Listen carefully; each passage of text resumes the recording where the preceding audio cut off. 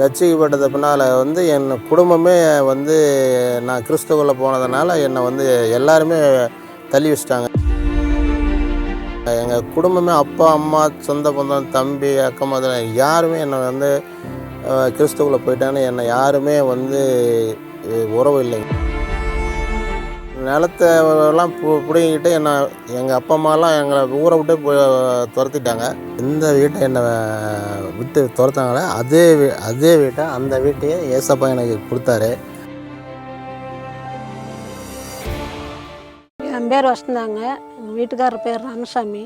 நான் வந்து சேலம் மாவட்டத்தில் பொட்டிப்புறம் ஓமூர் தாலுகா பொட்டிப்புறம் கிராமத்தில் வசிக்கிறேங்க. எங்கள் பொண்ணு பேர் அம்பிகாங்க. அம்பிகாவுக்கு 2000 உடம்பு சரியில்லாத போச்சுங்க. பிசாசு பிடிச்சி அவள் ரொம்ப இதாக இருந்தாங்க. நான் எங்களுக்கெல்லாம் ரொம்ப கஷ்டங்க.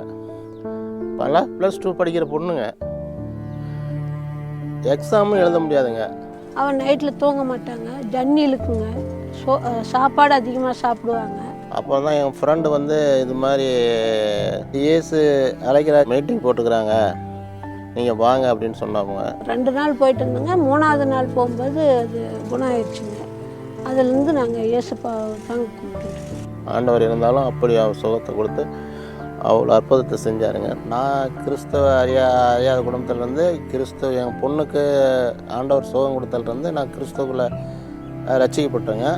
ரட்சிக்கப்பட்டது பின்னால் வந்து என் குடும்பமே வந்து நான் கிறிஸ்துவுக்குள்ளே போனதுனால என்னை வந்து எல்லாருமே தள்ளி வச்சிட்டாங்க. எங்கள் குடும்பமே அப்பா அம்மா சொந்த பந்தம் தம்பி அக்கம் மதம் யாருமே என்னை வந்து கிறிஸ்துவுக்குள்ளே போயிட்டான்னு என்னை யாருமே வந்து உறவு இல்லைங்க.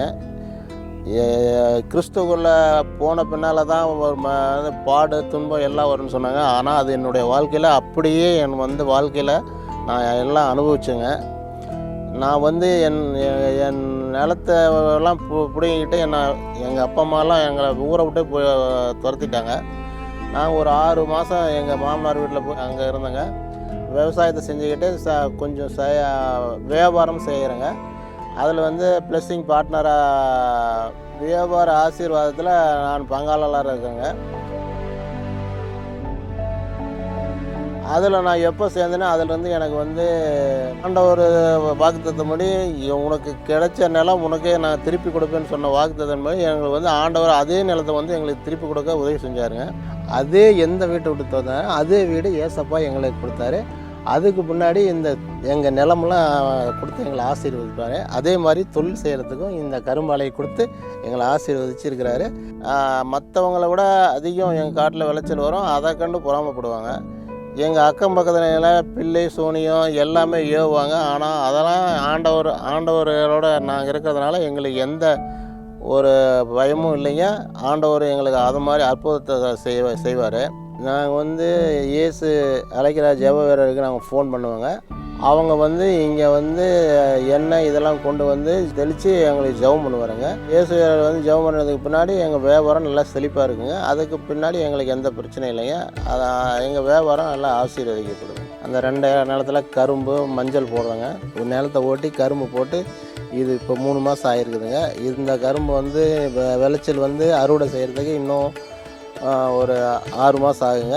6 மாதத்துக்கு ஆன பின்னாடி எங்கள் தோட்டத்திலேருந்து வெட்டி எடுத்துகிட்டு வருங்க. வெட்டி எடுத்தால் வந்து கிரசரட்டை போட்டுவோம். கிரசரட்டை போடுறது கிரசர்லேருந்து கரும்பு கிரசரில் பால் அடித்து அப்படியே தொட்டிலேருந்து கொப்பரைக்கு வருங்க. கொப்பரையிலேருந்து காய்ச்சி பதம் வந்த பின்னால் தொட்டியில் எடுத்து ஊற்றி அதை பதம் பண்ணி உருண்டை பிடிச்சி அதை சேலம் மார்க்கெட்டுக்கு அனுப்புவோங்க. ஆனால் பக்கத்தில் இருக்கிறவங்க எல்லாருமே அந்த மாதிரி அவங்களும் கொண்டு போகிறாங்க. ஆனால் அதில் வந்து இருக்கிறதுலே விலை அதிகமாக ஏசப்பா நமக்கு வந்து விற்று கொடுக்குறாரு. மார்க்கெட்லேயே இன்றைக்கி வந்து நல்ல விலைக்கு போகிறது நம்ம விலை தாங்க.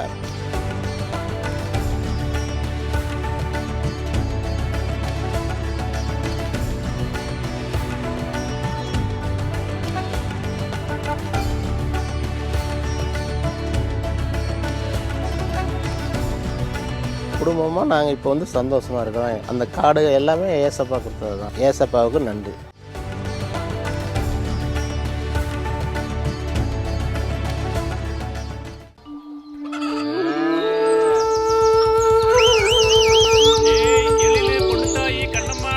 வந்துட்டாரு ஐயா.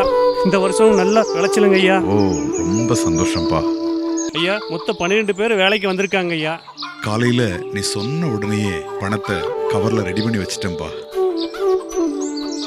ஐயா ஒரு கவர் எக்ஸ்ட்ரா இருக்குங்க ஐயா. ஓ, அது ஜீசஸ் கால்ஸுக்கு கொடுக்க வேண்டியதப்பா. இது ஜீசஸ் கால்ஸுக்கா ஐயா? தம்பி, என்னுடைய வருமானத்துல ஒரு பங்கை ஜீசஸ் கால்ஸ் ஊழியத்துக்கு காணிக்கையா கொடுக்க ஆரம்பிச்சேன். அன்னையில இருந்து இன்னைக்கு வரைக்கும் ஆண்டவர் 1000 மடங்கு அறுவடையும் கொடுத்திருக்காரு, செழிப்பாவும் வச்சிருக்காரு.